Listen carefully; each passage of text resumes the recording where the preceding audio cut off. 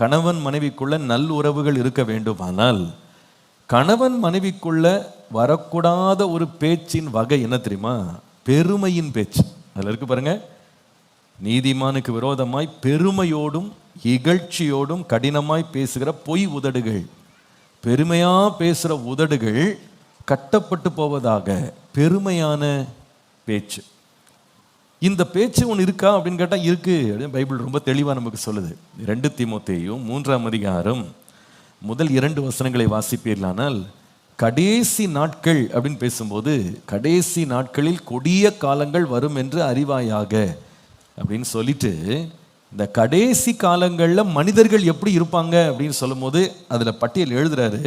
அப்படி சொல்றாரு, எப்படி எனில் மனுஷர்கள் தற்பிரியராயும் பணப்பிரியராயும் வீம்புக்காரராயும் அகந்தை உள்ளவர்களாயும் தூஷிக்கிறவர்களாயும். அந்த குணங்களில் ஒரு முக்கியமான குணம் என்னன்னு கேட்டால் போஸ்டிங். இங்கிலீஷில் போஸ்டிங். எப்போவுமே நம்ம தமிழில், சென்னை தமிழில் இந்த பந்தாவாக பேசுறதுன்னு இருக்கும்ல, இந்த பந்தா பேச்சு. அதாவது ஒன்றுமே இருக்காது, ஒன்றும் இல்லாட்டி கூட இருக்கிறது போல் என்ன பண்ணுறது, எல்லாவற்றையும் எடுத்து கட்டி பெருமையாக பேசுறது. சில பேருக்கு இருக்கும் அந்த காரியத்தை பற்றி ஓயாமல் பெருமை பேசுறது, தங்கள் புகழ்ச்சியை தாங்களே தங்க வாயினால பேசுவது. குடும்பத்துக்குள்ள அது தகாத வார்த்தை. ஒருத்தங்க தொடர்ந்து குடும்பத்தில் தங்களை பற்றியே தற்பெருமையாக பேசிக்கிட்டே இருப்பாங்க அப்படின்னா அந்த குடும்பத்துக்குள்ள ரொம்ப நாள் சமாதானம் நிலைத்திருக்காது. ரொம்ப சீக்கிரத்தில் இந்த பிரச்சனை குடும்பங்களுக்குள்ள வருவதற்கு வாய்ப்பு இருக்கு. எப்படின்னா, கணவனுக்குன்னு ஒரு பெருமை இருக்கு இல்லையா? அவர் தான் எப்படி ஆணாக எல்லாரை விட சிறந்தவர்னு அடிக்கடி தன்னுடைய பெருமையை நிலைநிறுத்துவார். நான் தான் கஷ்டப்பட்டு உழைக்கிறேன், நான் தான் சோம்பல் இல்லாமல் இருக்கேன், என்னை போல உத்தமன் யாருமே இல்லை அப்படின்னு அவர் ஒரு பக்கம் பாட்ட ஆரம்பிப்பார். மனைவிக்குன்னு இன்னொரு பெருமை இருக்கு. அந்த அம்மா லேசுப்பட்டாலும் நினைக்காதீங்க. அவங்களும் ஒரு லெவலில் என்ன பண்ணுவாங்கன்னா, அதுக்கு ஈடு கொடுக்கறது போல, நீங்கள் மட்டும்தான் பெரிய ஆள் நினைக்காதீங்க, நாங்களும் யார் தான், ராணி தான், நாங்கள் இத்தனை நாட்டு ஆளுகை செய்கிறோம் என்ன அப்படின்னு அவங்க என்ன செய்வாங்க, தங்க பெருமையை அவங்க ஒரு பக்கம் என்ன பண்ணுவாங்க, பட்டியலிட ஆரம்பிப்பாங்க. நான் மட்டும் படுத்து அவங்களுக்கு யாருக்கும் சோறு கிடைக்காது, நான் தான் எல்லாத்துக்கும் சாவி வச்சிருக்கிறேன், எல்லாமே என் கையில் தான் இருக்குன்னு அந்த அம்மா ஒரு பக்கம் பெருமை பேச்சு. ஐயோ, இவங்க அவங்கள விட்டு கொடுக்க மாட்டாங்க, அவங்க அவங்கள விட்டு கொடுக்க மாட்டாங்க. ஆனால் பாருங்க, இந்த பையன் பார்த்தீங்கன்னா அவங்க அம்மாவை அவங்க அப்பாவை அவ்வளோ பெருமையாக பேசி அந்த குடும்பத்துக்காக வாதாடுவார், காசு வாங்கின வக்கீல் மாதிரி. ஆனால் நிஜத்தில் போய் பார்த்தீங்கன்னா அவங்க சொந்த அப்பா அம்மாட்ட இவர் 10 நிமிஷம் கூட பேச மாட்டார். ஆனால் அந்த பெருமைக்காக தான் குடும்பத்தை என்ன பண்ணுவார், பெரிய ஆள் போல காமிச்சிக்கிடுவார். அந்த பொண்ணு மட்டும் லேசான ஆள் நினைக்கிறீங்களா? அவங்க அப்பா அம்மா விட்டு கொடுக்காம அப்படி முட்டு கொடுத்து பேசுவாங்க. சரி, 2 பேரும் ரொம்ப அன்பா ஐக்கியமாக இருக்கிறாங்க போல இருக்குன்னு பார்த்தீங்கன்னா அம்மாவுக்கும் பொண்ணுக்கும் ஆகவே ஆகாது. அப்பாட்ட அந்த பொண்ணு பேசவே பேசாது. ஆனால் எதுக்காக இவ்வளவு நேரம் பெருமை பேசிச்சு அப்படின்னா, தான் குடும்பம் கணவனுடைய குடும்பத்தை விட எப்படிப்பட்ட குடும்பம், ஒஸ்தியான குடும்பம், நாங்கள்லாம் உயர்ந்த பரம்பரையிலேருந்து வந்திருக்கிறோம், ராஜ பரம்பரையிலேருந்து வந்திருக்கிறோம் அப்படின்னு தங்களுடைய பெருமையை கடைசியில் என்ன செய்யணும், நிலைநாட்டணும். பெருமை. ஒன்றுமில்லாது இருந்தும் தங்களை பெரிய ஐஸ்வர்யவான்கள் போல காட்டுறவங்களும் இருக்கிறாங்களாம். எல்லாம் இருந்தும் ஒண்ணுமே இல்லாதது போல அமைதியா இருக்கிறவங்களும் இருக்க தான் செய்யறாங்க. குடும்பத்திற்குள்ள வரக்கூடாத ஒரு பேச்சு என்ன பேச்சு, பெருமையின் பேச்சு. நீங்கள் யாக்கோபு 3ஆம் அதிகாரம் 5ஆம் வசனத்தை வாசித்தால், அப்படியே நாவானதும் சிறிய அவயவமாய் இருந்தும் பெருமையானவைகளை பேசும்.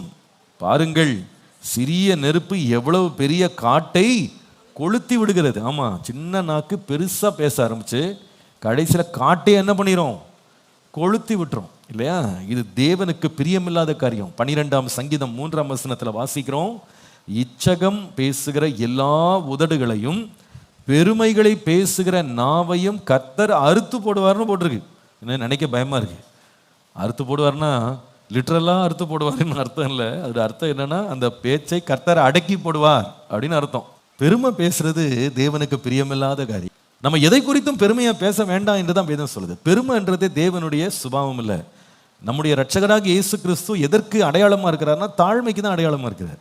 அவர் சொல்லுகிறார், நான் சாந்தமும் மனத்தாழ்மையுமா இருக்கிறேன், என்னிடத்தில் கற்றுக்கொள்ளுங்கள் என்று இயேசு சொல்கிறார். பிலிப்பியர் 2ஆம் அதிகாரத்தில் வாசிக்கும் போது, அவர் தேவனுடைய ரூபமாக இருந்தும் அவர் தேவனுக்கு சமமான பொருளாக தன்னை எண்ணாமல் அவர் என்ன செய்தார்னா, சிலுவை பரியந்தம், மரண பரியந்தம் தம்மை தாழ்த்தினார். அடிமையின் ரூபம் எடுத்து தாழ்த்தினார் என்று சொல்லி நம்ம பார்க்கிறோம்.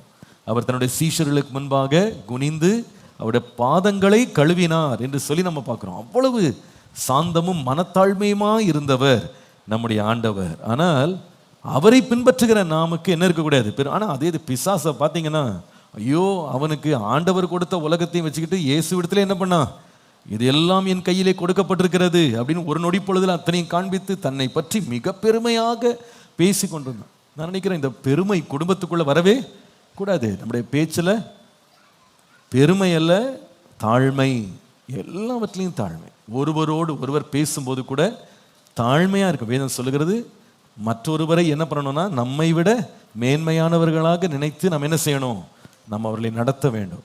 இன்றைக்கி நமக்கு பெருமையாக நம்மளை பற்றி நினைக்கிற காரியங்கள் என்னன்னு யோசித்து பாருங்க. அதை நம்ம வீட்டை விட்டு எடுத்துருங்க. நம்முடைய படிப்பை பற்றி ஏதாவது பெருமை இருக்கா, அதை எடுத்துடணும். அந்த படிப்பை கொடுத்தது யார்? படிக்க வைத்தது கர்த்தர். அல்லேலூயா. படிக்கிறதுக்கு மூளையை ஆண்டவர்தானே கொடுத்தாரு. உன் மூளையை மட்டும் லைட்டாக தட்டி விட்டுருந்தாருன்னா என்ன படிப்பு வந்திருக்கும்? ஒன்றும் வந்திருக்காது. ஏதோ வாயினாலும் இப்படிலாம் பேசி படித்து எல்லாம் பட்டம் வாங்கியிருக்கிறோன்னா கர்த்தர் கொடுத்த நல்ல மூளை, அவ்வளோதானே. அந்த மூளைக்காக கர்த்தருக்கு நன்றி சொல்லணும். அறிவாற்றலுக்கு ஆண்டவருக்கு மகிமை செலுத்த வேண்டும். ஒருவேளை நம்ம கையில் கொஞ்சம் நிறைய பணம் பொருளுது அப்படின்னா அதை வச்சு என்ன பண்ணக்கூடாது, பெருமையாக பேசக்கூடாது. ஏன்னா பணத்தை வச்சு பெருமையாக பேசினவங்கெல்லாம் பணம் மதிப்பீடு இழப்பு வந்தபோது எப்படி ரோட்டில் நின்னாங்க நமக்கு தெரியுமா இல்லையா? 2000 நோட்டை வச்சுக்கிட்டு அப்படியே காமிச்சிட்டு ஷோ காட்டினவங்க எல்லாரும் யாராவது மாற்ற மாட்டாங்களான்னு கெஞ்சினவங்க இருந்தாங்களா இல்லையா? அதனால் நமக்கு இருக்கிற பெருமை இந்த பணத்தை குறித்து இருக்கவே கூடாது. நம்முடைய சுகத்தை பற்றி நம்ம பெருமைப்பட வேண்டிய அவசியம் இல்லை. இன்றைக்கு இருக்கிற சுகம் நாளைக்கு இருக்குமா நமக்கு தெரியாது. நம்முடைய அழகை பற்றி நம்ம என்ன பண்ணக்கூடாது, பெருமை படவே கூடாது. நம்முடைய சௌந்தரியம் எல்லாம் வஞ்சனை உள்ளது, அழகும் வீண் என்று கர்த்தருடைய வேதம் சொல்லுது. இதனால் நம்ம பெருமை பாராட்டவே கூடாது. கர்த்தருடைய நாமத்திற்கு மகிமை உண்டாவதாக. ஒரு முறை ஒரு இளம்பெண் தான் வந்தா. அவளுக்கு எப்பவுமே இந்த மேக்கப்னா ரொம்ப பிடிக்கும், அவளுக்கு ரொம்ப இஷ்டம். அவளுக்கு ரொம்ப தன்னை எப்பவுமே டெக்கரேட் பண்ணி ரொம்ப கரெக்டாக வச்சிருப்பாள். அதில் அவளுக்கு பெருமை வேற. அவளுக்கு நான் என்ன மாதிரி க்ரீம்லாம் யூஸ் பண்ணுறேன் தான் ஃப்ரெண்ட்ஸுக்கெல்லாம் சொல்லவும் ஒரே ஆர்ப்பாட்டமாக தான் இருக்கும். ஒரு நாள் ஜபம். என்ன ஜபம்? பாஸ்டர், இந்த ஒரு க்ரீமை என் ஃப்ரெண்டு சொன்னான்னு போட்டேன், மேலே இருக்கிற லேயர் போய் விட்டது, அதனால எனக்காக சுகத்துக்காக ஜெபியுங்கள். ஆள் பார்த்தாள் வெள்ளைக்காரி போல பிங்க் ஆகி விட்டாள். நான் நினச்சேன் புது பொலிவு போல இருக்குன்னு. கடைசியில் பார்த்தா மேலே ஒரு லேயரே காணோம். அது க்ரீமோடு வலித்து கொண்டு போய்விட்டது. அந்த மாதிரி க்ரீம் போட்டு ராத்திரி கழுவிருக்காங்க. அந்த க்ரீமோடு சேர்த்து தோலில் மேல் தோல் என்ன ஆயிடுச்சு, அதுவும் சேர்ந்தே வந்திருக்கிறது. அவ்வளோ பவர்ஃபுல் போல இருக்கு அந்த க்ரீம். ஏன்னா அப்போ ஒருத்தர் சொல்லுவார், பியூட்டி ஸ்கின் டீப் என்று சொல்லுவார். நம்முடைய அழகெல்லாம் தோலுடைய ஆழந்தானா, அவ்வளோதான் நம்ம அழகுலாம். இதெல்லாம் கர்த்தர் கொடுத்தது. ஆமீன். அதனால அதை பற்றி நம்ம என்ன பண்ணக்கூடாது, ரொம்ப பெருமையாக பேசக்கூடாது இல்லையா? எதுவுமே பெருமைப்படாமல் இருக்கிறது நல்லது. இதெல்லாம் கர்த்தர் கொடுத்தது. இது தேவ தயவு, தேவ ஈவு. அல்லேலூயா. இன்னும் சில கிறிஸ்தவர்களுக்கு கூட ஐயோ தங்க ஜாதியை பற்றி அவ்வளவு பெருமை. ஐயோ என் ஜாதி என்ன ஜாதி, எனக்கு வெக்கமாக இருக்குது பேசுறதுக்கு. ஏன்னா ரட்சிக்கப்படாதவன், தேவனை அறியாத மனுஷன், கடவுளே இல்லைன்னு சொல்கிற மனுஷன் உலகத்தில் 2 ஜாதி தான் இருக்குது. ஒன்று ஆண் ஜாதி, பெண் ஜாதி. இதை தவிர வேற ஜாதி இல்லை அடி பாப்பான்னு சொல்லி அவன் பாட்டு எழுதிட்டு இருக்கான். ஆனால் விசுவாசின்னு சொல்லி பைபிளை தூக்கிட்டு இருக்கிற ஆளு தன்னுடைய ஜாதி, தன் குலம், தன் கோத்திரம், இதை பற்றி இன்னும் பேசிக்கொண்டிருக்கிறார்கள்.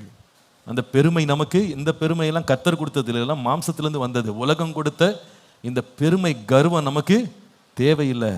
குடும்பத்திற்குள்ள இந்த பெருமைகள் வரவே கூடாது. எந்த ஒரு அகந்தையின் சிந்தனை அது பேச்சாக மாறுவதற்கு இடம் கொடுக்கவே கூடாது. நீங்கள் யாக்கோபு 4ஆம் அதிகாரம் 13ஆம் வசனத்தில் பாருங்க. மேலும் நாங்கள் இன்றைக்கு அல்லது நாளைக்கு இன்ன பட்டணத்திற்கு போய் அங்கே 1 வருஷம் தங்கி வியாபாரம் செய்து சம்பாத்தியம் பண்ணுவோம் என்கிறீர்களே, கேளுங்கள். நாளைக்கு நடப்பது உங்களுக்கு தெரியாதே. உங்கள் ஜீவன் எப்படிப்பட்டது? கொஞ்சங்காலம் தோன்றி பின்பு தோன்றாமற் போகிற புகையை போல் இருக்கிறது.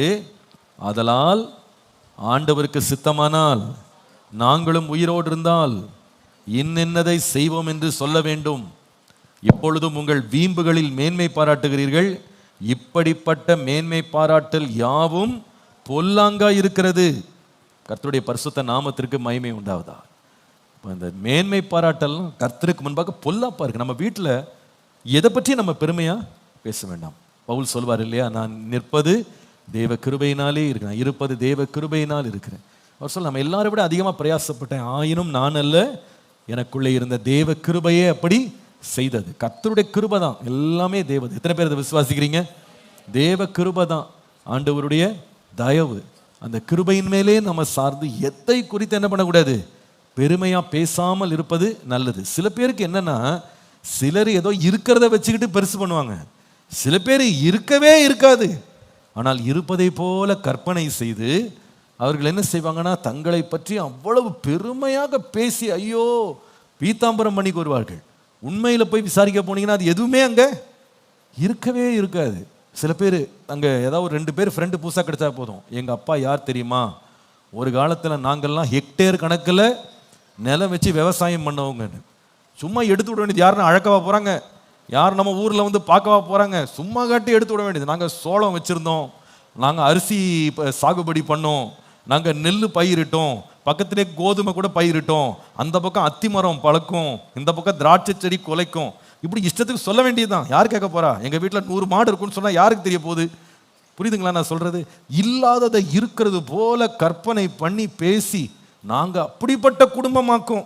இப்போ எப்படி இருக்கீங்க? இப்போதான் எல்லாம் இழந்துட்டோம். அப்போ எதுக்கு இதை பேசின?